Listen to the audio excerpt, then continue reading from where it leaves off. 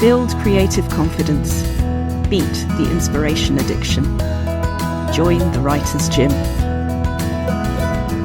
A quote from a Writer's Gym member that really stuck with me this week is, "Sometimes you read these things and they just stay with you." We were talking about how some writers fear reading because they're worried that their love or their thinking about that particular author, that particular style, will influence how they write, what they write. It will narrow what is available to them. It will be more like copying than creating. And I remember when, probably during my MA in 2006, there were certain authors I was discovering for the first time and just having that honeymoon period with them. And finding that, thinking, how did that beautiful, not so much phrase as idea, get encapsulated like that? And I was sensible enough to understand that the only way I was going to understand was to experiment. And I started doing that, and we were encouraged to write in the style of different authors that we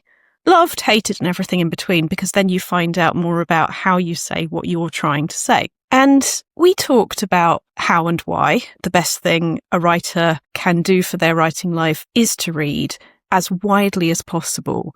And I don't think I truly appreciated one of the key reasons that is the case until I was having conversations like this with Writers' Gym members all the time, which is not just you can prove to yourself, it's not like that at all, that it will add to the multitude of possibilities within you and therefore the multitude of combinations of thoughts, feelings, styles that are available on your artist's palette for you to mix as only you can. But also because it means that you are less in danger of the true way we hold ourselves back, which is, I'm the sort of person who writes this and not that. I'm the sort of person who has this kind of feeling and not that kind of feeling. And it's why people say things like, I don't write fiction or I don't write non-fiction. And then almost have a little bet with myself about this, almost as strongly as they say that within a workshop, just as strongly will they be excited when they find out they're writing a different kind of thing to what they thought was possible. For me, sometimes you read these things and they stay with you. That phrase that the member used is exactly why coaching writing is so much more powerful than teaching writing. Whereas a national curriculum, if you like, could say, you will use this technique with this vocabulary and you will get this result. And we would learn, if we follow these instructions, we will be good writers. That's great for 11 plus up to a point. It's great to say, increase your vocabulary, learn sentence structure. But it also is why I get adults coming to me saying, but I'm not allowed to start a sentence with a fronted adverbial. And it's that not allowed, or that you should, or that these are the things that you need to do with this tool that can help us stay on track when we begin, but what happens after that is much more expansive. So this is why you will hear me say on TikTok, you will hear me say in workshops, you will hear me say all over the place, the best writing advice is never about writing, and it's never advice. As a writer and as a writing coach, the best thing I can do is be there to celebrate with you as you increase your reading, as you increase your sod it, I'm having a go at this kind of writing and I never saw that coming. Because then you get to realise that a first draft is so sacred to you.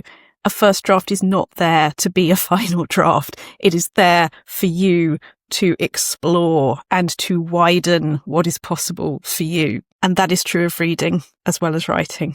So for anyone out there worried about plagiarizing, reading an author and finding your writing like them, please know that how we start that first draft is no more how that first draft will end than how a small child playing in a sandpit gets in to read architecture at university. A lot is going to happen in between. If you can commit to discovery, if you can commit to curiosity, then where it takes you will be absolutely unique. So the more you write, the more you experiment, the more you read, the greater the toy box you're giving yourself is. You'll have heard me say a lot of times about the artist palette, and this is something that's in the book I'm working on at the moment. we've each of us got a completely unique set of memories, imagination, observations, questions about the world and our place in it. And those are all unique. Therefore, it follows that the combinations we mix of those shades of paint are even more unique.